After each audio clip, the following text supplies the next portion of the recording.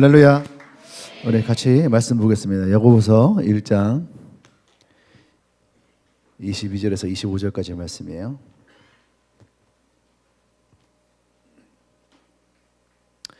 야고보서 1장 22절에서 25절까지 말씀.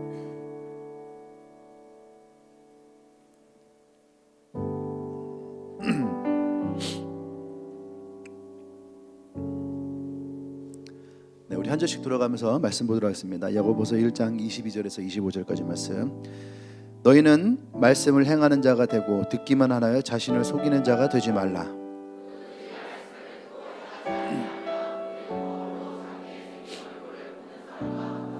제 자신을 보고 와서 그 모습이 어떠했는지를 곧 잊어버리거니와 자유롭게 하는 온전한 율법을 들여다보고 있는 자는 듣고 잊는 자가 아니요 실천하는 자니 이 사람은 그 행하는 일에 복을 받으리라. 아멘. 아멘. 우리 말씀 제목 볼까요? 자, 시작. 아멘. 행하는 자의 복. 어떻게 여러분 말씀을 잘 행하시는 분입니까?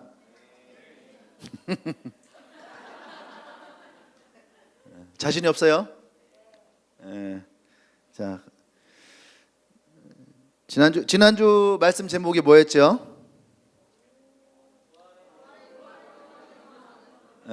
자, 그래서 제가 지난주에 여러분들에게 세 가지를 숙제를 낸 적이 있죠. 자, 세 가지 숙제 옆 사람에게 해볼까요? 세 가지 숙제가 뭔지 한번 얘기해 볼까요? 시작. 세 가지 숙제가 뭐예요?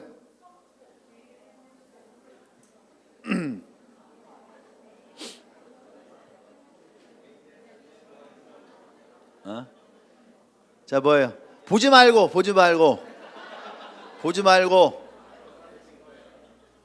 말고 얘기해봐. 뭔가 얘기해봐. 서로 얘기해봐. 토마스도 옆에랑 얘기해봐봐. 같이 옆에 한국말 할 줄 알자. 잘하잖아. 진짜 한국말을 간증하는 사람이 한국말 모르는 것처럼.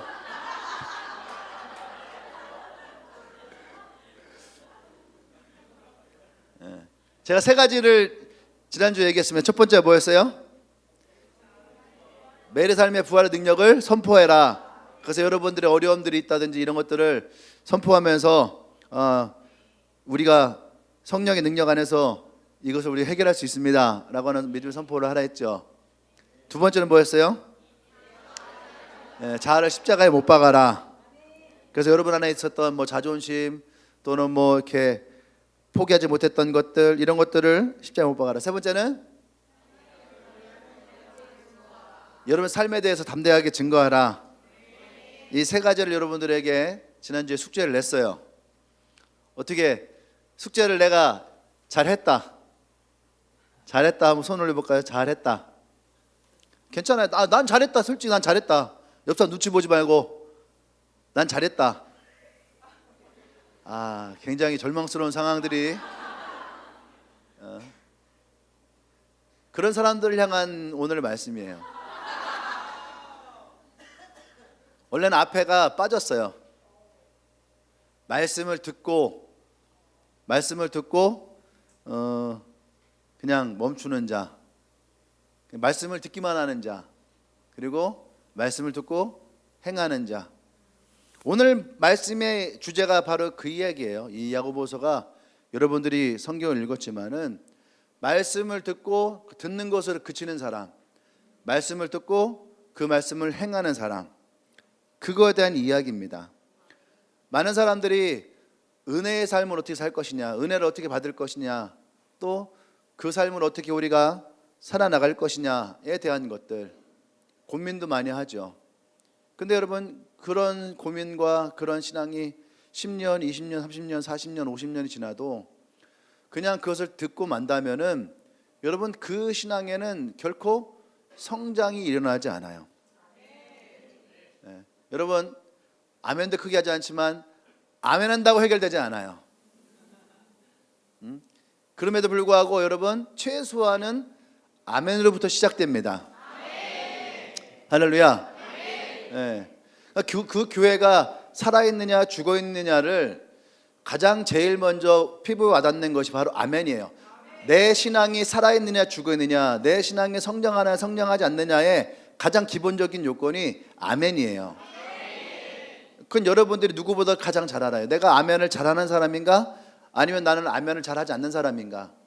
그 얘기는 뭐냐면 내가 설교를 비평하는 사람인가, 아니면 내가 설교의 말씀을 은혜를 사모하는 사람인가라는 거죠. 비평하는 자는 은혜가 없어요. 여러분 생각해 보세요. 마블 영화를 봅니다. 마블 영화를 보는데 여러분들 마블 영화를 내가 비평자의 눈으로 마블 영화를 들여다봐봐요. 그럼 여러분들 2시간 반, 3시간 동안 마블 영화가 과연 여러분들에게 즐거움과 재미를 주었느냐? 아마 그렇지 않을 거예요. 그 마블 영화 속에 가지고 있는 허상, 허구, 그리고 또 어떤 현실과 삶과 멀어지는 것들, 또 그 영화 곳곳에 이렇게 드러나는 어떤 오류라든지, 그죠? 또 말 안 되는 이런 것들, 그 맥락에서 어긋나는 것들, 이런 것들이 아마 여러분들을 이 영화를 즐기지 못할 거예요. 하지만 그냥 마블이라는 영화를 여러분들이 즐거움으로 즐기기 위해서 그 영화를 본다면 여러분들은 3시간 동안 그 마블이 주고자 했던 것들을 충실하게 여러분 느끼고 나올 거죠. 그리고 재밌다, 즐겁다라고 얘기하게 될 거예요. 왜 사람들이 교회에서 예배를 드릴 때에 은혜가 없다라고 하는 얘기 하느냐? 설교를 또 예배를 비판자의 시각으로 쳐다보니까 그래요. 근데 예배를 은혜자의 마음을 가지고 들어온다면 여러분 그 어떤 예배도 여러분 안에서 은혜가 일어나게 돼 있어요. 그것은 설교자가 설교를 잘하기 때문이 아니라 설교자를 통해서 하나님은 우리에게 말씀을 주시기 때문이에요. 아멘. 제가 그래서 항상 얘기하잖아요. 목사님들 중에 설교 못하는 목사님은 없다. 예. 물론 개인적인 자기의 사견을 넣는다든지 혹은 어떤 욕심에서 비롯된 말들을 하는 것은 설교와는 구분해야 되는 거죠. 그런데 순수하게 말씀을 가지고 설교할 때에 여러분 그 설교 중에 은혜가 없는 설교는 단 하나도 없어요. 받는 사람이 그 말씀을 어떻게 해요? 비판적인 시각에서 내가 받을 말씀, 내가 받지 않을 말씀, 내가 좋아하는 말씀, 내가 좋아하지 않는 말씀으로 구분하기 때문에 그 말씀을 온전히 받아들이지 못할 뿐이죠. 마치 여러분들이 고기와 야채를 구분하듯이 고기는 취하고 야채는 버리는, 햄버거를 먹으면서도 샐러드는 버리고 햄버거 패티를 먹는 그런 사람들 있잖아요. 안 그래요? 김밥을 먹어도 단무지는 버리고, 예? 그리고 다른 걸 먹는. 근데 김밥을 온전히 먹는 사람은 단무지가 있어야 되거든. 씹는 식감도 있어야 되고 그 단무지의 신맛과 단맛도 함께 느껴져야 되는 거예요. 그런데 단무지를 빼고 먹는 것을 어떻게 저렇게 먹을 수 있을까? 그렇게 생각하는 사람이 있죠. 마찬가지인 거죠, 여러분. 예. 취사 선택이라고 하는 것이 여러분 예배에서는 사실 적용되어지면 안 되는 거예요. 찔리는 거는 찔리는 대로 은혜가 있는 것이고, 또 여러분 눈물 나게 하는 것은 눈물 나게 은혜가 있는 거고, 회개가 되는 것은 회개로서의 은혜가 있는 거고, 기쁨과 행복을 주는 것은 기쁨과 행복으로서의 의미가 있는 거예요. 그래서 말씀은 단 한 가지도 땅에 떨어지지 않는 거죠. 아멘. 사무엘이 하나님의 말씀을 듣기 시작했을 때부터 이스라엘 땅에 그냥 떨어지는 말씀이 단 한 가지도 없었다라고 얘기했어요. 그러면 엘리 제사장은 어땠냐는 얘기죠. 엘리 제사장은 취사 선택이 가능했다는 얘기예요. 자기가 듣고 자기가 취하고 그런 말씀들만 받고 그렇지 않은 말씀들은 버렸다는 거죠. 듣지 않았다는 얘기예요. 그러면은 엘리 제사장의 삶이 어땠느냐라고 본다면 그의 아들들의 인생은 망가졌어요. 아들의 망가지는 인생의 얘기를 들었을 때 엘리 제사장도 죽게 되죠. 그의 집안은 풍지박산됐어요. 단 한 가지였어요. 말씀이 그들의 가정 가운데에 온전하게 들어오지 않았기 때문에. 예. 그렇기 때문에 우리에게는 말씀이라는 것이 굉장히 중요한 거예요.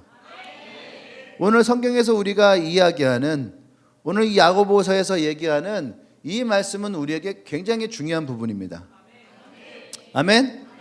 단지 고개를 끄덕이고 아멘하는 것으로 충분하지 않다라고 하는 것을 오늘 우리가 있는 이 신앙인들에게 이 야고보서는 권고하고 있는 거예요.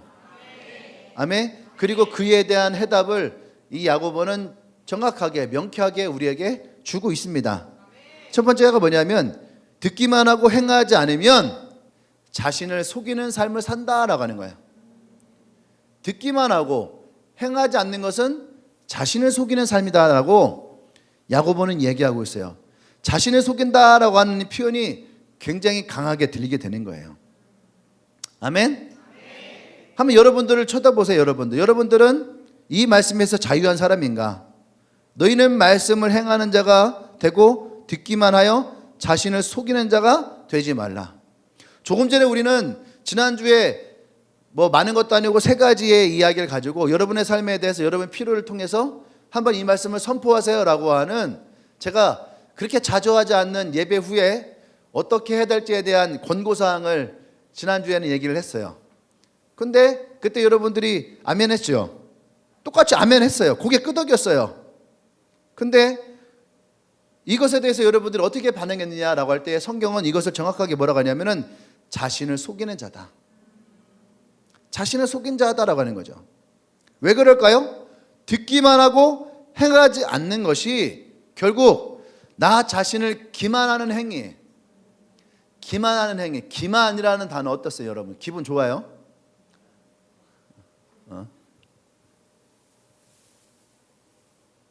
옆 사람을 쳐다보세요.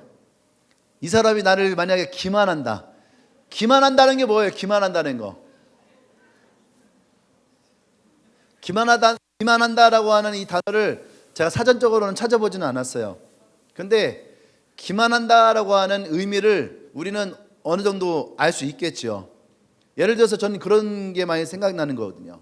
그게 뭐냐면 예를 들어서 창희가 미정이에게 상처 덜 받을 수 있으니까 창희가 미정이에게 내가 하도 창희를 막 뭐라고 했더니 사람들이 창희는 내가 뭐라 해도 표정에 변화가 없대. 왜 그러냐? 무시하는 거냐? 그게 아니라 목사님의 말을 어떻게 반응해야 될지 모르겠다. 근데 여러분 반대로 즐길 수도 있어요. 근데 어쨌든 창희가 이제 뭐 회사 일이 급해서 가면서 미정이에게 부탁을 하는 거죠. 이번 주 주일날에 식사당번을 너희 썰이 해주라. 내가 이번 주에 급한 일이 있어서 주일날 식사를 내가 준비하지 못할 것 같아. 그랬더니 미정이가 그래 알았어 걱정하지 마 얘기를 했어요. 창희가 진짜 꼭 부탁해 걱정하지 마. 근데 창희가 그렇게 얘기하고 갔죠. 근데 미정이가 일주일 지나가면서 그냥 까먹은 거야. 그러니까 주일날 아침 됐는데 그저 예배 끝나고 딱 올라왔는데 여러분 어때요? 식사가 없어. 내가 이제 먹는 거 예민한 사람이니까 제가 평소에 화를 잘 내지 않는 사람이에요. 근데 먹는 거 굉장히 예민하거든요. 특히 뭐 음식 같은 게 주일날 음식이 맛이 없다. 제가 굉장히 기분이 상해. 물론 나는 안 먹어요. 난 100% 안 먹어요. 한 입 딱 먹어놓고 그냥 딱 내려놓던가 딱 보고 비주얼이 뭐 별로다 하면 아예 먹지도 않아요. 아시죠 여러분?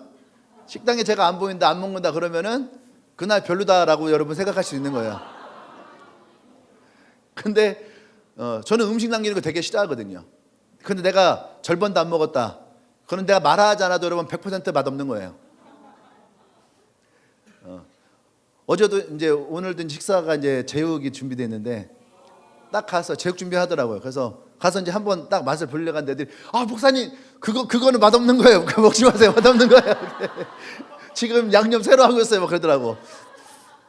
긴장하더라고. 내가 들어갔는데 그냥. 그래도 해놓은 게 있길래 그래도 맛이 한번 볼게요. 딱 먹었어요.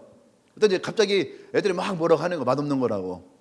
내가 이해는 할게 하면서 뭐 그래도 뭐 괜찮네 하고서 딱 나가다가 계속 씹으면서 나가다가 딱 돌아섰어요. 그런데 고기에서 좀 냄새가 살짝 난다.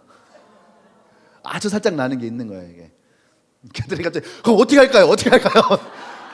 말씀을 그렇게 받아들이면 얼마나 좋아. 어쨌든 저는 그 음식에 예민한 사람이니까 올라가 제가 뭐라고 하겠죠. 오늘 식사단변 누구냐? 누구 써야 되는데 식사가 준비 안 되느냐? 정창이 써야 된대요. 그러면 바로 욕 나오겠죠. 그럼 정창이는 미정이한테 부탁을 했는데 근데 그 말이 저에게 용납이 될까요? 네가 부탁을 했으면 정확하게 이것이 됐는지까지 확인해야 되는 거 아니냐. 그러면 창이가 생각할 때 미정이가 고의든 고의가 아니든 어떻게 해요? 창이가 기만을 당하는 거예요.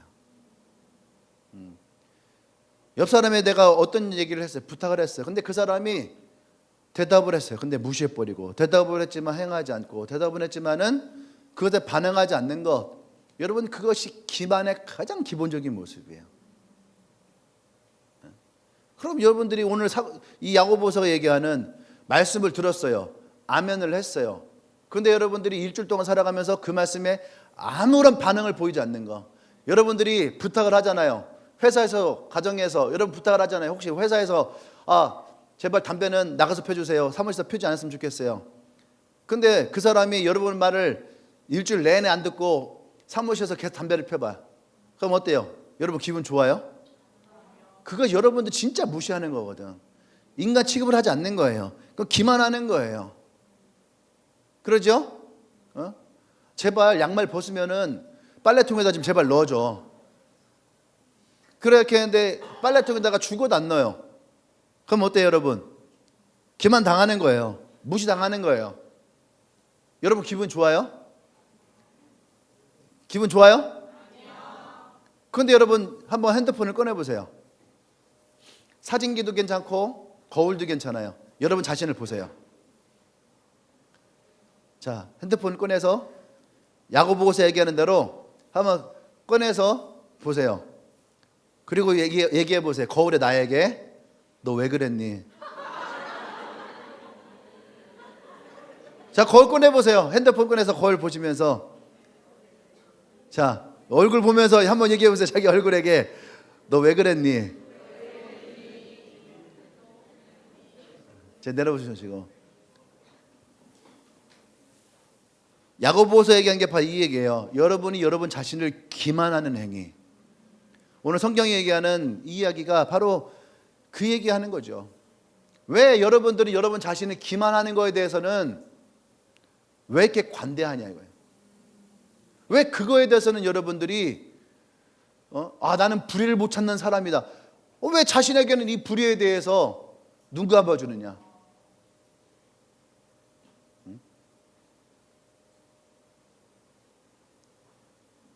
여러분의 마음에 무엇인가 결정을 했어. 결단을 했어요. 근데 내가 기분이 나빠서 내가 뭐 마음이 안 좋아서 내가 좀 피곤해서 그래서 여러분들이 너무나도 쉽게 이것에 대해서 여러분들이 무시하는 거. 남들이 나에게 하는 것은 못 참으면서 왜 여러분 자신에게 하는 것에 대해서는 그렇게 관대하냐는 거죠. 그게 오늘 사도 바울이 얘기하는 이 성경의 말씀이에요. 누구든지 말씀을 듣고 행하지 아니하면 그는 거울로 자신의 생긴 얼굴을 보는 사람과 같아서 제 자신을 보고 가서 그 모습이 어떠했는지를 곧 잃어버리거니와. 거울에 자기를 보고서도 돌아서면 잃어버린 사람이래요. 마치 여러분들이 아침에 일어났어요. 잠을 자고 아침에 일어났어요. 그럼 여러분 거울을 딱 봐봐요. 여러분 모습이 어때요? 그 몰골이 처참하지 않아요? 그래도 여자분들보다 남자분들이 훨씬 더 처참해요. 네, 왜? 남자들은 막 머리가 짧으니까 자고 나면 다 눌려. 그죠? 어떻게 잠드냐가 머리 모양을 보면 다 나와. 그죠? 이렇게 눌리고 저렇게 눌리고 앞에 눌리고 뒤에 눌리고. 저는 팔을 이렇게 많이 얹고 자는 편이거든요. 그러면은 자고 일어나면 머리가 이렇게 좀 이렇게 올라가는 그런 모습들이 있어요. 그리고 어떨 때 자다 보면은 침 흘리는 사람도 있잖아. 있어 없어요? 침자국 나기도 하고, 여성분들 자고 나면 생얼은 뭐 당연한 거고. 근데 여러분 아침에 일어나서 그렇게 거울을 봤다는 얘기예요 지금. 지금 거울을 딱 봤는데 몰골을 보고 어때요 여러분? 스스로가 거울을 보면서 진짜 야 밤 어떻게 된 거야 밤새 하면서 막 대체 이 얼굴 어떻게 하라고? 오늘 아침에 그랬나요 여러분? 남자분들 그런 얼굴하고 밖에 나갈 수 있나? 남자 중에는요 절대 머리 안 감으면 밖에 안 나간 사람들이 있어요. 저도 그랬거든요 옛날에. 절대로 머리 안 감으면 밖에 안 나가요. 왜? 머리가 막 눌리니까 그런 모습을 보여주고 싶지 않으니까 절대로 안 나가요. 절대로. 요즘엔 뭐 모자 쓰고 나가는 사람들 있고 그러는데 모자 쓰면 거의 그런 사람들이야. 머리 안 감은 사람들, 그런 사람들 머리 기잖아요. 그죠? 어쨌든 거울 보면서 했단 말이죠. 근데 성경은 뭐라냐면은 얼굴 보다가 돌아서니까 배고파, 밥 먹고 그렇게 하고 뭐 이렇게 옷 주선선 입고 시계 딱 보니까 늦었네 하고 그냥 나갔다는 얘기예요. 그럼 여러분 지하철이나 버스에 보면 그런 사람들 가끔 있어요. 머리 막 산발돼 있고 미친 거 같고 지난밤에 술 하도 처먹어 갖고서 지금 뭐 자다가 깨 갖고 지금 막 같이 가는 것처럼 생기는 사람들. 그런 사람들 차에서 본 적이 있어요, 없어요? 지하철에 본 적이 있어요, 없어요? 그 사람 보면서 어땠어요, 여러분? 그게 거울이라는 거예요, 여러분. 그게 지금 여러분의 모습이라는 거죠. 지금 사도 야고보가 얘기하는 게 바로 그런 얼굴을 얘기하는 거예요. 너희들은 거울을 보고서 이건 안 돼 해놓고선 돌아서서 잃어버리고 그냥 갔다라가는 얘기예요. 상상해 보세요, 여러분. 그게 우리의 모습인 거예요. 자신이 어떤 상태인지 분명히 봤어요. 여러분들이 말씀을 들으면서 여러분의 내적인 상태도 분명히 봤어요. 그러면서 여러분들 스스로가 얘기하잖아요. 내가 이렇게 기르야 되겠다. 내가 이렇게 살아야 되겠다. 내가 이렇게 이웃을 사랑해야 되겠다. 내가 회사에 가서 이렇게 살아야 되겠다. 주일날에 예배 말씀 들으면서 혹은 아침에 큐티하면서 여러분들에게도 분명히 이런 깨달음도 오고 이런 은혜도 와요. 근데 예배당을 나서고 책을 딱 덮는 순간 어때요? 리셋돼 버리는 거예요. 이거 잃어버리는 거죠. 결국 이게 뭐냐, 사도 야고보는 뭐냐면 결국 자기 자신을 속이는 행동이다. 할렐루야.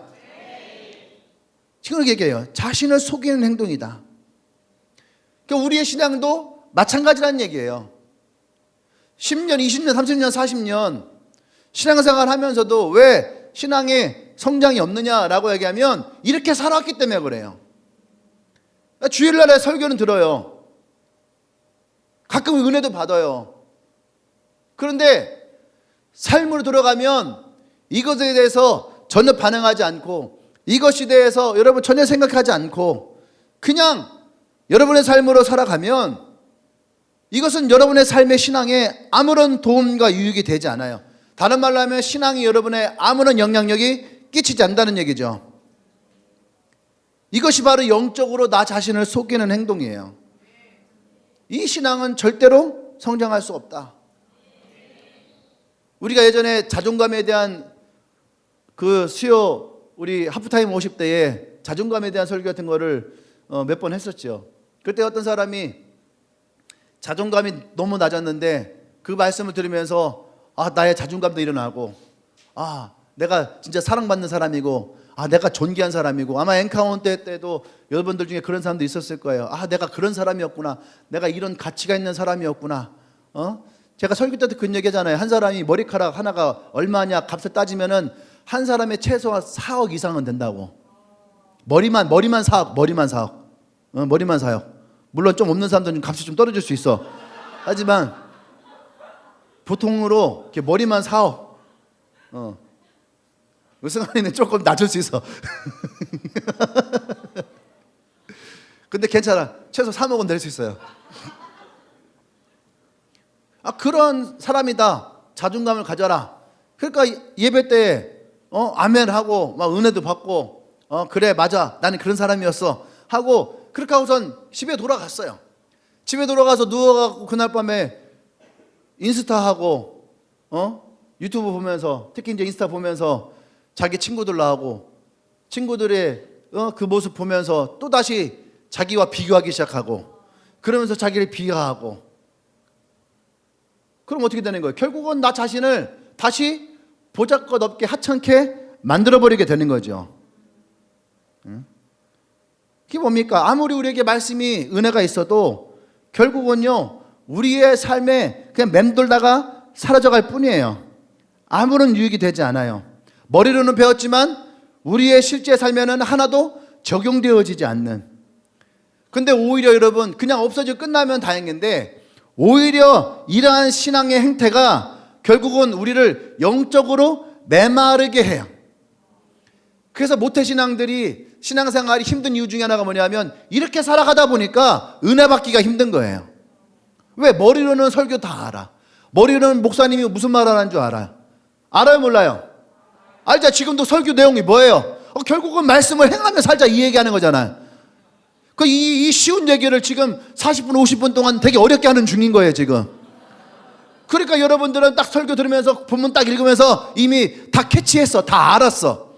근데 문제는 뭐예요? 내 영혼이 메말라 있으니까 이런 말씀을 들어도 여러분들 머리로는 아는데 그것이 내 삶에는 별로 의미가 없는 거예요.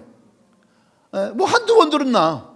이미 많이 들었지. 회개하세요. 이미 한두 번 회개했나? 여러분 회개도 많이 했죠. 그러니까 메말라지는 거예요. 강팍해지는 거예요.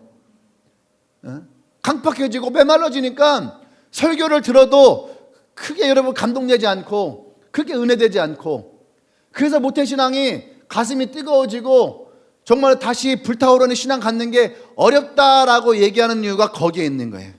왜? 말씀이 삶에 적용되지 않으니까, 말씀으로 살아내지 않으니까.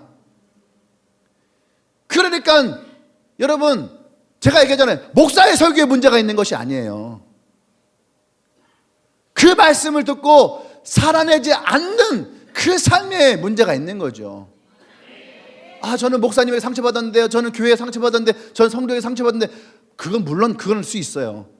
근데 그것만 있느냐? 그것만 있는 것은 아니란 얘기예요. 말씀의 은혜가 있다란 얘기죠. 그러면 그거와는 별도로, 교회와는 별도로, 목사와는 별도로, 성도와는 별도로 내가 하나님과 관계 속에서의 은혜는 있어야 된다는 얘기예요. 최소한 내가 그 말씀 안에서 살아내고자 하는 그런 의미 있는 삶은 있어야 된다는 얘기예요. 아멘? 머리로 알아서가 아니라 경험적으로 여러분들이 느껴서가 아니라 말씀 안에서 내가 살아가고자 하는 그 삶의 모습, 그것이 우리에게 어려워요? 여러분 이웃을 사랑하세요. 사랑하고자 노력하는 삶을 살아가는 거. 여러분 가정에서의 사랑하세요. 가정에서 사랑하고자 노력하는 거. 내가 헌신하고자 노력하는 거. 직장에서 여러분 죽은 자가 되십시오. 내가 욕을 먹던 뭐 하던 내가 그곳에서 예수 그리스도의 제자로서 살아내고자 하는 거. 이것이 목사와 교회와 상처를 준 사람과 무슨 관계가 있냐 이거예요. 이유를 달려고 하지 마세요. 우리가 다이어트 못하는 이유는 수백 가지 수천 가지 넘을 수 있어요.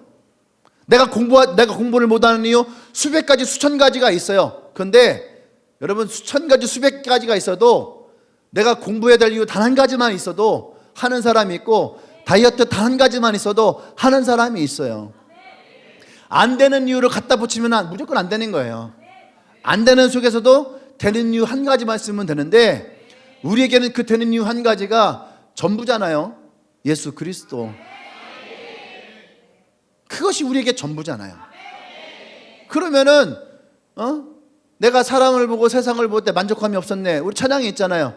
근데 내가 하나님 한 분만 바라볼 때에 내가 만족감을 얻었네. 이 찬양의 고백대로 우리가 주님 한 분만으로 우리가 만족감을 얻을 수 있다면 내가 어느 곳에 있던데 무엇을 하든지 우리는 말씀 안에서 살아갈 그 삶만 있으면 여러분 얼마든지 우리는요 예수 그리스도 안에서 정말로 주님이 말씀하시는 승리하는 그리스도인, 만족하는 그리스도인, 또 정말로 성령 안에 촉촉히 젖어 있는 그리스도인. 말씀에 젖어 있으면 어떤 설교를 듣던 어떤 말씀을 읽던 어떤 큐티를 하던 여러분 그 말씀이 은혜가 되고 그 말씀을 살아내고자 하는 그 삶이 우리 가운데 있는 거예요. 아멘. 그래서 예수님이 어린아이와 같이 되지 아니하면 너희가 천국에 갈 수 없다라고 하는 그 말씀이 오늘 여기서 다시 한번 적용되어지는 거예요. 아이들은 부모가 어떤 말을 했을 때에 아이들은 그 말을요 100% 믿고 신뢰하고자 하는 마음이 있어요. 그런데 어른이 된 사람은 누가 무슨 말을 해도 의심부터 하는 버릇이 있어요. 그것이 결국엔 어떻게 됩니까? 말씀은 말씀으로 온전하게 받아들이지 못하게 되는 거예요. 말씀을 받았어도 아까 얘기했잖아요. 자기 자신을 속이고 기만하는 삶으로 살아가면 여러분 절대 그 말씀은 우리의 삶에서 능력이 없어요. 지난주에 우리가 부흥의 능력으로 살아내는 삶에 대해서 얘기를 했어요. 은혜가 있었어요. 또 부흥의 삶이 어떤 것인지를 우리는 배웠어요. 그러면 그 삶을 내가 내 삶 가운데 살아내기 위한 최소한의 몸부림은 있어 봐야 되는 거죠. 그래야지 25절로 넘어갈 수가 있는 거예요. 24절에 걸려버리면은 25절로 넘어갈 수가 없어요. 25절 말씀 읽어볼까요? 같이 시작.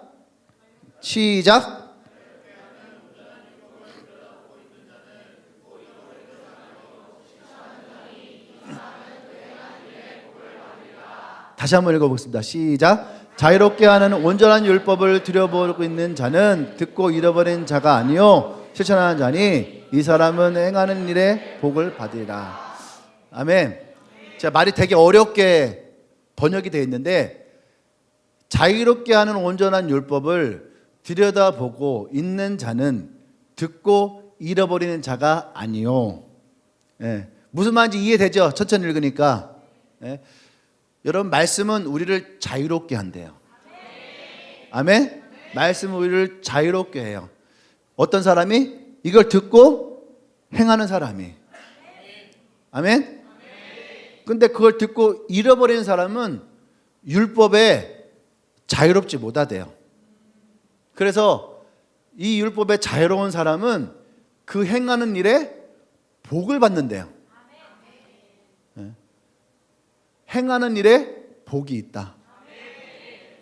우리는 어떤 일을 행하고 난 다음에 복이 있다라고 생각을 하는데, 야고보는 그것이 아니라 너가 말씀을 듣고 행하면 그 자유로움 안에서 너가 행하는 그 일을 통해 일을 할 때 그 일에 복이 있다라고 하는 거예요. 그 일 자체에 복이 있다라고 하는 거예요. 아멘? 내가 누군가를 이렇게 섬겨요. 그 섬기고 나서 하나님 내게 복 주세요가 아니라 섬기는 그 일에 복이 있대요. 내가 전도하고 나서 전도해서 영혼을 얻으면은 하나님 이제 내가 전도했습니다. 마치 교회에서 전도왕에게 상을 주는 것처럼, 이제 내게 복 주세요가 아니라 내가 복음을 전하는 그 일에 복이 있다라고 하는 거예요. 할렐루야. 이 야고보의 말씀 여러분 잘 이해하시길 바라요. 근데 24절까지에서 딱 걸리잖아요. 그럼 25절에 오지 못해요. 무슨 말이냐면은 말씀이 여러분들에게 율법이 된다는 얘기예요. 말씀의 죄, 그러면은 여러분 그 죄가 여러분들을 묶는다는 거예요. 분명히 성경에서 예수 그리스도가 죄로부터 나와 여러분들을 자유케 했어요. 이 죄를 주님이 다 도말하셨다라고 선포했어요. 나와 여러분들 그 말씀 믿으십니까? 아멘? 그런데 그 말씀을 믿고 우리가 자유함을 얻었다라고 했는데, 이 말씀을 행하지 않으면 그 말씀이 오히려 여러분들을 율법에 매이게 된대. 율법에 매여서 그 율법이, 말씀이 나를 자유롭게 할 수 없다는 거예요. 여러분 이걸 잘 이해하셔야지 돼요. 그러니까 설교를 들어요. 설교를 들리는데 자꾸 나를 질책하는 설교 들리고, 내 마음에 찔리는 것만 들리고, 내가 잘 못하는 것처럼만 들려요. 왜 그럴까요? 말씀에 자유함이 없으니까. 말씀에 자유함이 없으니까 말씀이 내게 율법처럼 들려요. 이렇게 해야 되고, 이렇게 해야 되고, 이렇게 해야 되고, 이렇게 해야 되고, 이렇게 해야 되고, 이렇게 해야 되고, 이렇게만 들려요. 그런데 예수님은 뭐라고 했냐면, 이 말씀인 진리를 알면 이 진리가 너희를 자유케 할 것이다. 할렐루야. 말씀이 우리를 자유케 한다라고 예수님이 우리에게 선포하셨는데, 왜 나는 자유롭지 않느냐? 왜 나는 예배때에 예배당에 오면은 가시방석에 앉은 것처럼, 마음이 답답하고 가시방석에 앉은 것처럼, 그리고 빨리 예배가 끝나고 축도가 끝날 때 빨리 막 나가고, 밖에 딱 나가면은 문 열고 딱 나가는 순간 가슴이 뻥 뚫린 것 같고. 저도 경험해 받는 사람이니까 알죠. 그죠? 그래서 일부 예배 늦게 오고, 찬양 중간에 오던가 찬양 끝날 때쯤 오고. 왜 그래요? 율법에 묶여있기 때문에 그래요. 뭔가 자꾸 내 마음에 부딪히는 것들이 있기 때문에 그래요. 말씀 안에서 자유롭지 않기 때문에 그래요. 근데 성경은 우리에게 이 말씀이 우리를 부자연스럽게 만드는 것이 주님이 원하는 것이 아니었어요. 이 말씀이 여러분들 다시 죄의 종로로 타듯이 율법의 종로로 타는 것이 우리를 위한 말씀이 아니었어요. 주님이 우리에게 주시는 말씀은 우리가 말씀 안에서 자유로워지는 거예요. 아멘. 자유로워지고 또 주님과의 온전한 관계가 일어나고 신앙생활에 행복함이 있고 신앙에 즐거움이 있고. 아멘. 이것을 위해서 주님은 우리에게 말씀을 주시는 건데 말씀이 도리어 우리를 율법에 묶이는 자처럼 만들어버린다. 이것은 잘못된 거죠. 그럼 물어볼게요. 누가 잘못한 걸까요? 주의 말씀이 잘못한 걸까요? 아니면 목사가 잘못했을까요? 아니면은 여러분들이 잘못 받아들인 걸까요? 저는 제 스스로가 생각할 때 나는 여러분들을 막 설교하면서 질책하고 비난하고 내가 정죄감을 주고 저는 설교 때 그렇게 하는 걸 굉장히 싫어하는 사람이에요. 오늘은 살짝 그런 것이 있을 수 있어요. 있는데 오늘 어쩔 수 없어요. 말씀에 그렇게 써 있는 거니까. 내가 여러분을 미워해서도 아니고 내가 여러분들에게 막 정죄감을 막 엄청 주고자 하는 것도 아니에요. 내가 그걸 줘서 저는 이런 설교하고 나면 저는 굉장히 스스로가 되게 마음이 무거운 사람이에요.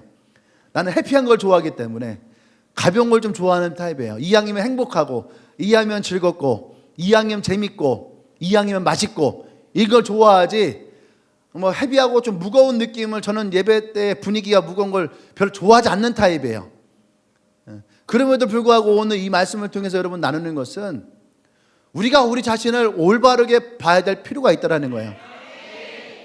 제가 여러분들에게 계속 행복해야 됩니다. 행복입니다. 평안합니다. 하나님 여러분 사랑합니다. 이 말만 계속 하면요. 여러분 이게 어쩌면 여러분들에게 정말로 내가 거울을 보고 돌이켜야 될 그 삶을 빼앗아 버릴 수도 있어요. 제가 오늘 이 설교를 준비하면서 내 스스로가 이것을 되게 견제하고자 되게 노력을 해요. 혹 이 설교하면서 내가 감정이 들어가거나 혹 내가 이 설교를 하면서 여러분 질책을 하려고 하거나 비난하려고 하거나 그런 마음이 내 안에 조금이라도 내 안에 있으면 저는 오늘 이 설교를 하면서 굉장히 내 마음이 무겁고 힘들 거다라는 마음을 내 스스로가 알기 때문에 그런 모든 내 개인적인 감정을 배제하고 오늘 성경이 우리에게 얘기하는 이 말씀을 통해서 오늘 여러분들과 함께 이 설교를 통해 여러분들이 정말 말씀을 살아내고자 하는 그 마음을 갖기를 원합니다. 아멘? 네. 그래서 오늘 이 말씀을 우리가 잘 이해해야지 돼요. 성경의 말씀은 우리를 자유케 하는 것이 목적이에요. 아멘. 그래서 율법을 주신 이유가 뭐냐? 율법을 주신 이유를 우리가 잘 이해해야지 돼요. 구약에서 하나님이 우리에게 율법을 주신 이유는 이 구약의 백성들은 430년 동안 애굽에 살았기 때문에 하나님을 몰랐어요. 모르니까 어떻게 합니까? 하나님과 관계를 어떻게 해야 되는지를 방법을 몰라요. 방법을 모르니까 하나님이 모세에게 주셨던 지혜로운 방법은 뭐냐면 율법이었어요. 율법을 통해서 해야 될 거와 하지 말아야 될 거, 그리고 하나님과 가까이 하는 거와 하나님이 싫어하는 거. 우리도 그렇잖아요. 서로 잘 몰라. 그럼 솔직하게 얘기해 줬으면 좋겠어. 내가 뭐를 싫어하는지 뭐를 좋아하는지, 그죠? 이것을 정확하게 얘기해 주면 훨씬 쉽잖아요. 그런데 기껏 뭐 돈 들이고 시간 들이고 정성 들여서 딱 만들어 왔는데 내가 싫어하는 거야. 그럼 어때요? 만든 사람의 수고와 노력은 온데간데 없어지고 기분 상하고 마음 상하고 관계는 깨어지고 속으로 생각하죠. 내가 두 번 다시 이렇게 하나 봐라. 그런 생각 해야 안 해요? 당연히 다 하죠.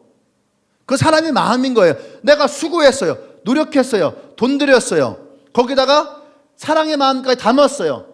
근데 그 받는 사람이 딱 한마디에 나 이거 싫은데? 나 이거 싫은데? 이 한마디만 하면은 어떻게 돼요? 내가 지난 시간 동안 마음을 쏟았던 것들, 애정을 쏟았던 것들, 돈은 둘째 문제예요. 이 상처받은 마음 어디서 치료받아요? 그러죠? 그래서 하나님은 이스라엘 백성들 향해서 주신 것이 율법이에요. 무엇을 치료하는지. 그리고 종노릇을 430년을 했잖아요. 그 종의 타성이 젖어 있어요. 그러니까 서로가 서로에게 어떻게 대해야 되는지조차 주님은 자세하게 그들의 삶에 법을 주신 거예요. 법은 우리를 올가매기 위해 주는 것이 아니에요. 법은 우리를 자유롭게 하게 주는 거예요. 제가 전에도 그런 얘기 했죠. 축구장에서 축구를 하는데 심판이 있는 거 없는 것은 천지차이예요. 심판이 없으면 감정이 상하고 서로 싸우고 다쳐요. 근데 심판이 있으면 싸우지 않아요. 감정이 덜 소모돼요. 야구할 때도 마찬가지예요. 저 얼마 전에 유튜브 그 양준혁 씨가 그런 얘기 하더라고요. VAR이 도입되지 않고, 그 다음에 요새 이제 ABS가 도입되지 않았을 때에 심판들은 야구장의 왕이었대요. 그러면서 그 장면들이 몇 개가 나오거든요. 투수가 공을 딱 던졌는데 완전 볼이야. 왼쪽 타자가 몸에 맞을 정도로 공이 빠졌어요.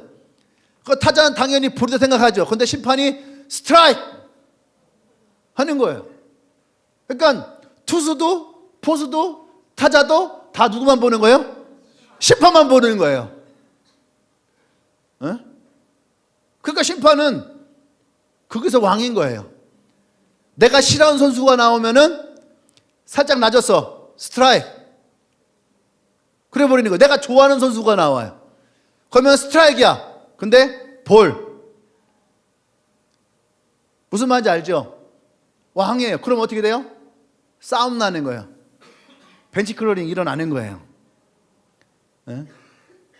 그런 장면들이 몇 개가 계속 회자가 되면서 역대 최악의 오심 이렇게 막 나오는 거죠. 야구는 이 정도인데 축구는 어떻겠어요? 축구는 더하죠. 우리가 보면서도 이게 파울이 아니야? 이게 파울이 아니야? 옛날에 중동과 한국이 축구하면은요 그런 게 너무너무 많았어요. 오일머니 해서 그런 게 너무너무 많았거든요. 근데 생각해 보세요. 심판이 정확해. 그럼 어때요? 게임을 이겨도 기분 좋고 져도 기분 나쁘진 않아요. 왜? 정당한 게임이었고 나의 실력이 부족했으니까. 그럼 페어플레이가 되는 거예요. 우리의 삶도 마찬가지예요. 우리의 삶도 페어플레이가 되어지려면 주님이 주신 말씀이 우리 삶 가운데 정확하게 있어야 되는 거죠. 그래야지 우리가 자유로운 거예요. 근데 그 말씀이 내 삶 가운데서 어때요? 적용되어지지 않으면 우리의 삶에 페어플레이가 일어나지 않아요. 그것이 뭐냐? 말씀이 나를 얽매이는 것처럼, 율법이 마치 나를 얽매이는 것처럼. 그래서 이스라엘 사람들이 예수님이 오셨을 때 그 당시에 율법으로는 구원받을 자가 없는 거예요. 율법으로는. 그러니까 니고데모가 예수님을 찾아온 이유가 여기서 우리는 이해가 되는 거예요. 자기는 율법 안에서 열심히 살아왔는데, 정말로 율법 안에 열심히 살아왔는데 율법에서 자유롭지 못한 거예요. 이런 내가 과연 구원받을 수 있을까? 라고 하는 이 질문 앞에 자신이 없는 거예요. 그때 예수님을 찾아오는 거예요. 예수님을. 할렐루야. 나와 여러분도 마찬가지예요. 우리의 삶에 자유롭지 못해요. 이 말씀에 여러분들이 율법과 같이 자유롭지 못한다면 우리는 찾아와야 되는 거예요. 누구에게? 예수님께 찾아와야 되는 거예요. 그 말씀 앞에 찾아와야 되는 거예요. 겸손하게 무릎을 꿇고, 주님, 내가 이 말씀대로 살지 못했습니다. 내가 이 말씀대로 신뢰하지 못했습니다라고 주님 앞에 정직하게 회개해야지 돼요. 아멘. 그리고 그 말씀을 사모하고 사랑하기로 여러분이 결정하셔야 되는 거예요. 그래야지 말씀이 여러분 안에서 자유롭게 하고 그 말씀 안에 여러분들이 정말로 주시는 하나님 참된 평안을 누릴 수가 있는 거죠. 아멘. 그래서 여러분, 자유롭게 하는 온전한 율법이다라고 하는 이 말씀을 여러분들 잘 이해할 수 있어야 됩니다. 아멘. 그러니까 순종한다라고 하는 이 고백이 여러분들을 자유를 경험하는 그리스도의 말씀으로 여러분들을 인도하게 될 거예요. 그래서 오늘 이 말씀에 보면은 그 사람은 행하는 일에 복을 받으리라 했던 이 복이 무엇이냐? 우리가 말씀을 듣고 말씀을 행하는 자에게 정말로 하나님은 우리에게 어떤 복을 주시느냐라고 하는 거죠. 첫 번째 복이 뭐냐면은 진정한 신앙의 성장과 성숙을 경험하게 되어진다. 말씀을 행함으로 우리는 단순한 지식만 쌓는 것이 아니라 삶의 변화를 통해서 믿음의 근육을 키우게 되는 거예요. 믿음의 근육을 키우는 거예요. 여러분, 근육을 키워야 된다는 거죠. 근데 여러분 생각해 보세요. 유튜브에서 헬스하는 유튜브 많잖아요. 그죠? 뭐 이렇게 하면 여기가 늘어나고, 이렇게 하면 여기가 늘어나고, 이렇게 하면 여기가 늘어나고, 이렇게 하면 여기가 늘어나고, 그러한 거 운동 방법 알아요, 몰라요? 그죠? 하루에 뭐 10분만 투자하면 뱃살에 쏙 들어간다. 그죠? 뭐 이거 하고 뭐 이거 하고 이거 하고 이거 하고 그다음 이거 뭐 이거 네 가지 있잖아요. 그죠? 이거 10분만 투자하면 뱃살 들어간다. 저도 봤어요, 그거. 그죠? 여러분들이 뱃살 들어가는 거, 살 빠지는 거, 근육 만드는 거, 여러분들이 그 유튜브를 하루에 10시간씩 봐보세요. 그러면 10시간 보면은 살 빼고 놓고 여러분 자유롭게 할 수 있는 지식이 내 머릿속에 들어와, 안 들어와요? 들어와요. 들어오죠. 근데 여러분 보세요. 여러분 몸에 변화가 일어나요? 여러분 몸에 변화가 일어나지 않아요. 다이어트에 좋은 운동 방법 아무리 들어도 여러분 내 뱃살은 그대로 있어요. 왜요? 분명히 머리 안에는 지식이 다 있거든요. 그죠? 우리 야구하는 친구들 유튜브 열심히 봐요. 어떻게 하면 잘 치나, 어떻게 하면 잘 던지나. 그죠? 누가 그런 얘기 하더라고. 신혜기가 그랬나, 누가 그랬나. 하여튼가 던지는 거 열심히 봤대. 열심히 보면은 내가 그렇게 던질 수 있을 것 같아. 근데 와 던지면은 그렇게 안 던지게 되는 거야. 분명히 볼 때는 될 것 같은데 왜 몸이 안 되냐? 많이 본다고 되는 건 아니에요. 많이 행해야지 되는 거지. 아멘? 마찬가지 여러분, 우리가 성장과 성숙을 한다면 이것은 영적인 살을 찌우는 거잖아요. 많이 듣는다 해서 되는 것이 아니에요. 책을 많이 읽는다 해서 지식이 내 머릿속에 들어왔다 해서 여러분의 신앙의 성장이 일어나는 것이 아니에요. 착각이에요, 착각. 신앙서적을 많이 읽었다 해서 신앙의 성장이 일어나지 않습니다. 성경을 많이 읽었다 해서 신앙의 성장이 일어나지 않아요. 그 말씀을 내 삶에서 어떻게 살아내느냐가 신앙의 성장과 성숙을 이루는 거지. 성경을 100번 읽었다 해서 여러분 신앙이 성장하는 거 아니에요. 그 말씀대로 내가 살아봐야 되는 거예요. 믿음의 근육은 거기서 나오는 거예요. 아멘? 이 과정을 통해서 우리는 더욱더 주님과 깊어지는 관계 속으로 들어갈 수 있다는 거야. 실패도 해보고 좌절도 해보고 또 막 실수도 해보고 그러면서 하나님을 의지하는 것도 배우고 말씀이 주신 의미도 깨닫고 그러면서 우리가 하나님을 더 의지하는 방법도 찾아가고 그래야지 신앙이 깊어지고 성장되어지는 거지. 이러한 수고와 노력이 없는 분들은 여러분 신앙이 성장할 수가 없는 거예요. 힘들고 어려운 문제 앞에서 주님께 무릎을 꿇어놓고 금식도 해보고 뭐 20일 기도도 해보고 30일 기도도 해보고 40일 기도도 해보고 그러한 과정들이 내 삶에 있어야지 하나님의 그 말씀 안에서 우리가 성장과 성숙이 일어나는 거지. 여러분 교회 장로가 왜 있어요? 교회 장로가 인기 많고 돈 많고 지위가 높아서 장로가 되는 것이 아니에요. 성경에서 말하는 장로는 이러한 신앙의 삶을 다 살아보신 분들이에요. 그럴 때에 나이 젊은 사람들이 그 장로님들에게 물어보는 거예요. 제가요 지금 이런 문제 앞에 있는데 제가 어떻게 하면 될까요? 그럼 이 장로님들이 그러한 수고한 세월을 다 지나오면서 주님과 경험되어진 삶을 그들에게 조언해 주는 거예요. 지금은 네가 힘들고 어렵지만 네가 일어날 때에 더 하나님 앞에 기도하고 나가야 된다. 이러한 때는 더 네가 하나님을 더 믿음으로 나가야 된다. 네가 이럴 때는 더 겸손해지고 낮아져야 된다. 그러면은 왜 내가 겸손해졌는지, 왜 그때 내가 낮아져야 됐는지 하나님이 너를 깨닫게 하실 거야. 이게 장로의 역할이에요. 이게 나이 드신 분들의 역할이에요. 그 시대를 살아왔으니까. 왜요? 그분들이 그만큼 성장되었고 성숙되어져 있는 거예요. 두 번째는 하나님과의 관계가 더욱더 친밀해지는 복이 우리에게 있다는 얘기예요. 하나님과 관계가 더 친밀해지는 복, 이것이 뭐냐? 경험되어지는 친밀함이다. 써놓으세요. 경험되어지는 친밀함. 우리가 말씀에 순종할 때 하나님은 기뻐하십니다. 그 기뻐하시니까 더욱더 기뻐하는 자와 가까워하길 원하시죠. 여러분 써놓으세요. 순종은 하나님을 향한 우리의 사랑을 표현하는 가장 강력한 방법이다. 순종은 우리가 하나님을 향한 사랑을 표현하는 가장 강력한 방법이다. 그래서 여러분 우리가 말씀에 순종하는 것이 중요해요. 순종은 순종하십시오 라고 할 때 여러분들의 마음이 어떤 마음이 드느냐가 이거 굉장히 중요한 거거든요. 순종하십시오 라고 할 때에 저는 그래서 내가 여러분들에게 여러분 나에게 순종하십시오, 나는 절대 이런 말 안 해요. 너 왜 목사님이 얘기하는데 순종 안 하냐?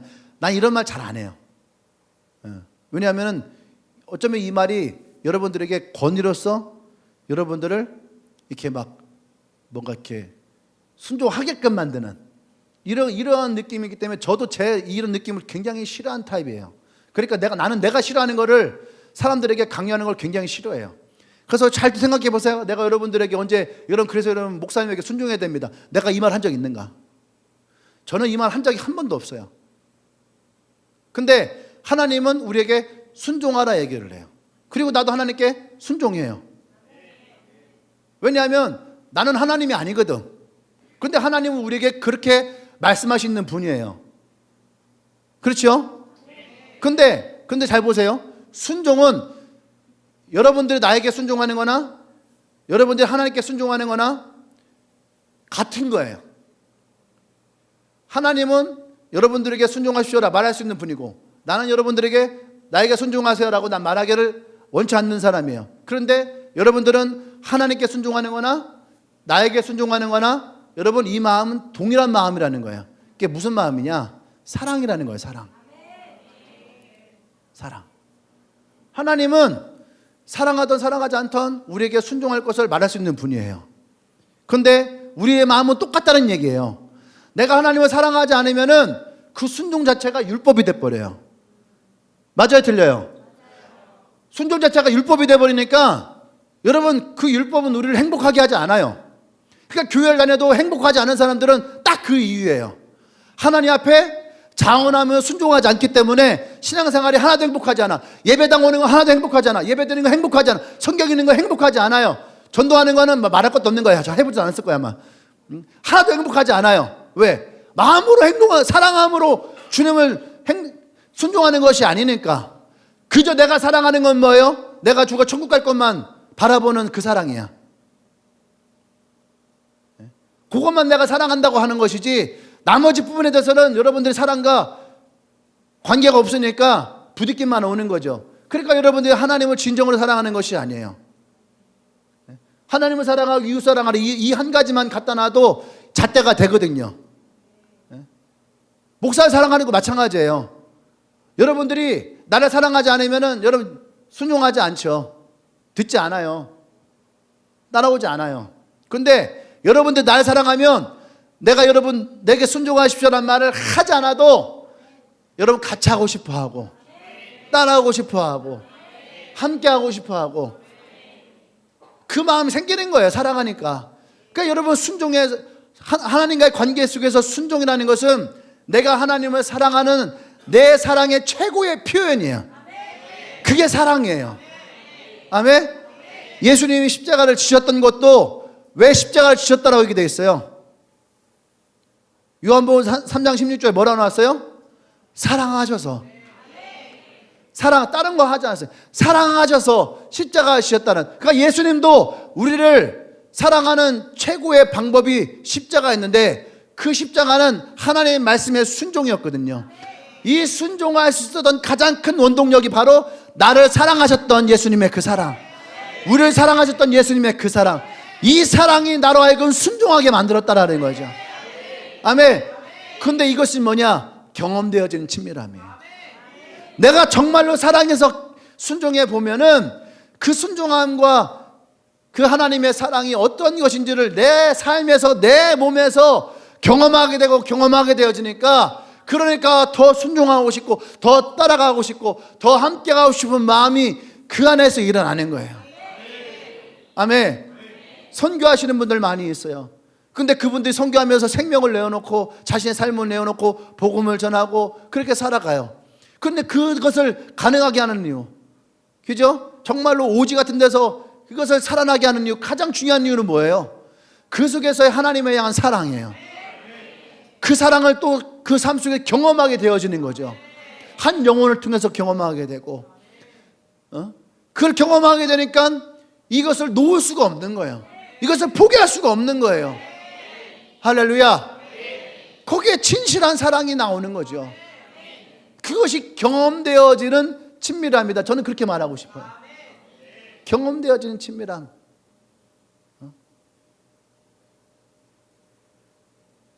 5만 번 기도에 응답받은 분이 누구예요? 조지 밀러잖아요. 근데 그분의 책을 읽어봐봐요. 그러면은 정말 하나님과 경험되어진 친밀함이 그 책 속에서 나와요. 그러니까 5만 번의 기도에 응답이 있다라고 얘기하는 거예요. 왜 내 기도에 응답이 없습니까? 그러면 이미 답 나왔잖아요. 왜 안 나왔어요? 친밀하지 않으니까. 친밀하지 않으니까. 하나님의 인격이라고 얘기해요. 인격. 인격이에요. 조지 밀러는 5만 번 주고 왜 나는 5번도 안 줘요? 당신들이 조지 밀러만큼 기도하고 당신들이 조지 밀러만큼 순종을 하시면은 당신은 5만 번이 아니라 50만 번도 응답받을 수 있어요. 세 번째는 삶의 문제 속에서 하나님의 능력을 경험하는 복이 있어요. 이건 지난주에 했던 설교의 내용과 연결되어지죠. 순종의 한 걸음 발걸음을 내디딜 때 그 순종을 통해서 역사하시는 하나님, 그 부활의 능력을 경험하는 삶이라는 거죠. 내가 정말로 이 부활의 능력을 경험하는 삶을 살아가게 되는 거, 그러면 나는 하나님의 능력을 경험하는 사람이에요. 그 축복이 우리 가운데 있다라고 하는 거예요. 있을 수 있는 것이 아니라 있다라고 하는 거예요. 마지막 네 번째는요, 궁극적으로 복을 받게 된다라고 하는 약속이에요. 근데 이 복은 재정적인 물질적인 축복만을 얘기하는 것이 아니고 하나님의 깊은 관계 속에서 누리는 내적인 평안, 그리고 그분이 주시는 기쁨, 그리고 나의 삶의 목적과 의미와 가치를 발견하게 되는 것, 그것이 복이에요. 보잘것없는 사람이 주님을 만나서 보잘것 있는 것이 되고, 세상에서, 직장에서 상품 취급당하면서 어떨 때는 불량품 취급당할 때도 있잖아요. 그런데 불량품인 줄 알았던 내가 하나님을 만났더니 최고의 작품이라는 것을 알았어요. 이해되죠? 최고의 작품이라는 걸 알았어요. 그러니까 어떻게 돼요? 그 가치는 급상승하게 되어 있는 거죠. 이것이 나의 삶의 복이라는 거죠. 또 나를 통해서 하나님의 선하신 뜻이 이루어지는, 합력하여 선을 이루는 총체적인 복이 내 삶 가운데 있다는 것을 알게 돼요. 여러분들이 왜 하나님이 나를 내 가정 속으로 보내셨을까? 왜 하나님이 나를 나의 직장 속으로 보내셨을까? 왜 하나님이 나를 이 캠퍼스에 보내셨을까? 라고 하는 이 질문에 총체적인 하나님의 복을 우리는 발견하게 되는 거. 그것이 바로 나의 가치, 나를 통해서 내 가정을 변화시키고, 나를 통해서 나의 직장을 변화시키고, 나를 통해서 내 캠퍼스에서 이 선한 영향력을 일으키게 하는 것들. 그래서 시편 1편에서 우리에게 얘기하는 하나님의 복 있는 사람은 멈춰 있는 사람이 아니에요. 시냇가에 심겨진 나무가 성장하면서 시절을 쫓아 잎사귀가 열리고 꽃이 피고 열매를 맺는, 그래서 이 시절을 쫓아서 하나님과의 아름다운 이 계절을 살아가는 그 모든 사람들이 하나님의 복의 사람이다라고 하는 거예요. 아멘. 그 가장 큰 핵심이 오늘 이 야고보서 1장 22절에서 25절까지의 말씀이에요. 거울 보고 돌아서는 자가 되지 않기를 원합니다. 하나님 말씀을 듣고 그냥 한 귀로 듣고 한 귀로 흘리는 자가 되지 않기를 원합니다. 이스라엘에는 그런 사람들 너무너무 많았어요. 그러니까 예수님이 뭐라 합니까? 귀 있는 자는 들어라. 귀때기를 잡아당기면서 야 들어 하는 것처럼 귀 있는 자는 들어라. 그리고 듣고 이 말씀이 너의 삶에 얼마나 능력이 있는지를 네가 깨달아서 행해야 된다 라고 하는 것이 예수의 말씀이에요. 나만 장군에게 엘리사가 요단강물에 가서 7번 씻으라 했어요. 나만은 북이스라엘에 건너올 때 굉장히 큰 꿈을 갖고 들어왔어요. 내가 엘리사를 만나면, 그 선지자를 만나면 내가 나을 것이다. 근데 들었던 얘기가 더러운 물에 가서 7번 몸을 씻으라는 거죠. 내 고향에 가면 이 강보다 훨씬 깨끗한 강이 4-5개는 더 있는데 내가 이 더러운 강물 들어가서 씻어야 되겠느냐. 그래서 화가 나서 돌이켰죠. 내가 이해되지 않고, 내가 용납되지 않고, 내가 생각한 것을 벗어나면 우리는 나아만처럼 우리에게 어떤 축복이 오고 어떤 하나님의 은혜가 오고 어떤 기적이 와도 우리는 다 발로 걷어차죠. 왜 우리에게 기도 응답이 없습니까? 왜 하나님의 역사하심이 내 삶에 없습니까? 왜 나에게 기적이 없습니까? 내게 이해되지 않고, 내게 용납되지 않고, 내 스타일과 나에게 맞지 않는다 생각하니까 여러분들이 이미 다 포기하고 버려버렸기 때문에 그래요. 근데 그 옆에 있던 동역자 한 분이 뭐라고 합니까? 당신이 이곳에 온 이유가 뭡니까? 목적이 뭡니까? 당신이 이 질병을 낫고자 함이 아닙니까? 그러면 엘리사가 당신에게 이 더러운 물에 7번 씻는 것이 아니라 더한 일을 시켜도 당신은 해야 될 거 아닙니까? 그것이 이곳에 온 목적이 아닙니까? 그래서 나아만에 들어가서 7번 몸을 씻었을 때에 그의 기적이 일어나잖아요. 여러분 이 말씀을 잘 들어야 돼요. 과연 나는 내가 이해되고 내가 용납되어지고 내가 받아들일 수 있는 것에서만 내가 받아들여야 되느냐. 하나님의 말씀을 말씀으로 내가 받아들이지 않고 내 마음에 부딪히고 내 생각과 맞지 않고 내가 이치와 맞지 않고 내가 지금까지 살아왔던 내 신앙의 라이프 스타일과 맞지 않아서 받아들이지는 않았는가. 그럼 여러분 그거 다 깨부셔야 되는 거예요. 하나님이 여러분들을 올바른 신앙의 자녀로 성장시키려면 내 안에 있던 내 스타일을 깨트려야지 돼요. 내가 순복이었느냐, 내가 장로교였느냐, 내가 감리교였느냐, 내가 침례교였느냐, 여러분 그런 의미가 없는 거예요. 그건 인간들이 만들어 놓은 것이지 우리에게 중요한 것은 하나님의 말씀이 내 삶 가운데 어떻게 적용되어지느냐의 문제예요. 어떤 분들은 내가 장로교 통합청 목사인데 어떤 분은 내가 순복음교회 목사인 줄 알아요. 근데 나는 내가 순복음이면 어떻고 내가 통합축이면 어떻고. 전 대학원 침례교회도 다녔어요. 침례교단도 다녔어요. 6개월이었지만 그게 중요한 게 아니에요. 그게 나를 영향 미치는 것이 아니에요. 저는 신학교가 나에게 영향을 미친 것은 단 한 가지도 없어요. 내가 영향을 미친 것은 나를 만나신 주님, 말씀 안에서 만나신 주님, 그리고 복음의 진리 가운데 있는 이 복음의 진리가 나에게 영향을 미치는 것이지 교단에 영향을 미치는 것이 아니에요. 여러분 마찬가지예요. 내가 세우는 것, 여러분 그것이 여러분의 영향을 미친다면 결국은 그건 여러분의 왕국을 만들어가는 거예요. 말씀이 내 삶에서 말씀으로 내가 살아갈 때 하나님의 킹덤이 만들어지는 거예요. 하나님의 왕국이 나를 통해서 만들어져야지 하나님 나라가 확장되어지는 것이지 내가 내 왕국을 만들어버리면 하나님 나라는 갈수록 더 좁아질 수밖에 없어요. 여러분 작은 거라도 괜찮습니다. 말씀으로 살아내기를 여러분들이 노력하세요. 아주 작은 것도 괜찮아요. 여러분 큰 것이 아니고 아주 작은 것도 괜찮아요. 그 말씀에 순종하며 나아갈 때에 그때 여러분들이 거울만 보고 돌아서는 자가 안 될 거예요. 아멘? 여러분들이 이 작은 것 순종하면은 그 삶 속에서 정말 부활의 주님을 경험하는 부활의 삶을 여러분들이 살아가게 될 것입니다. 아멘? 그래서 여러분 이 작은 것 하나를 실천하기 위해서 여러분들이 결단하시고 작은 것 하나를 여러분 삶 가운데 말씀으로 가지고 오기 위해서 여러분들이 노력하세요. 그러면 여러분 말씀에 얽매이는 것이 아니라 말씀이 여러분들을 자유롭게 하는 것을 경험하게 될 겁니다.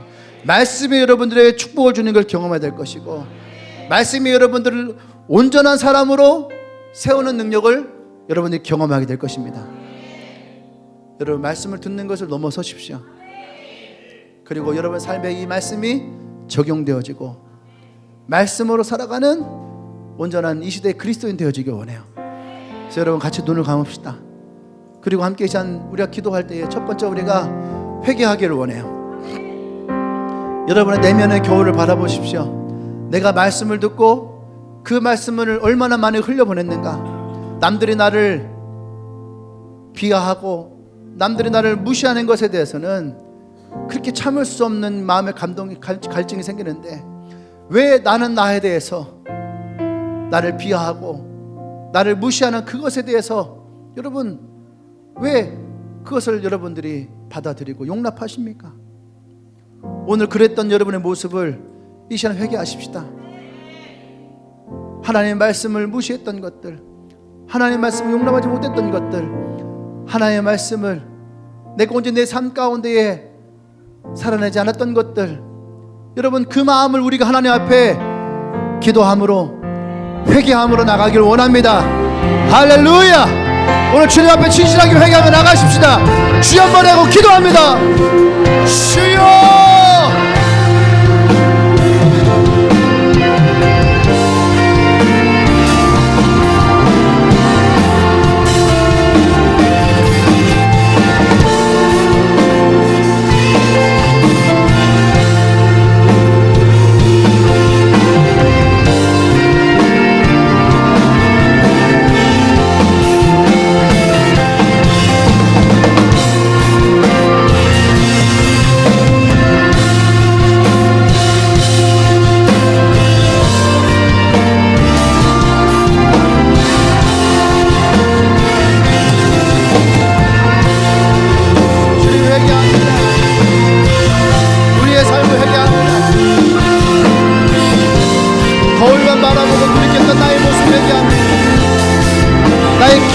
나의 감정과 나의 생각에 파묻혀서 내가 행할 바를 행하지 않았던 것들을 회개합니다. 나의 위치와 나의 자리에서 내가 행하지 않았던 것들을 회개합니다. 내가 교사로서, 내가 리더로서, 내가 찬양팀으로서 내 자리에서 내가 행하지 않았던 것들을 회개합니다.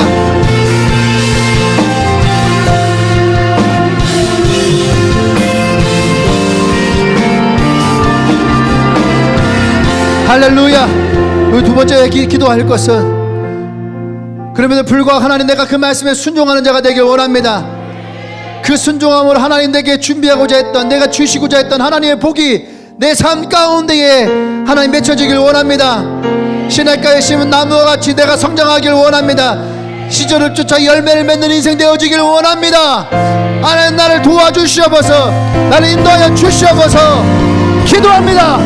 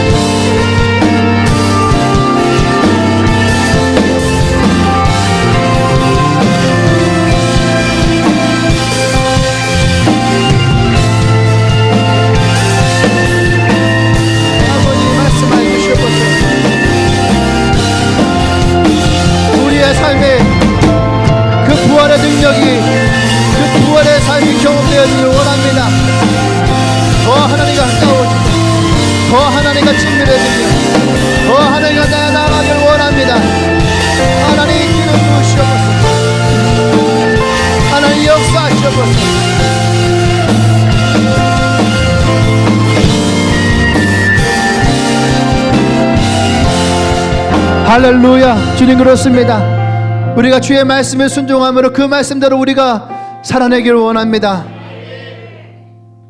더 이상 내가 거울을 보며 나 자신을 기만하지 않게 하여 주시옵소서.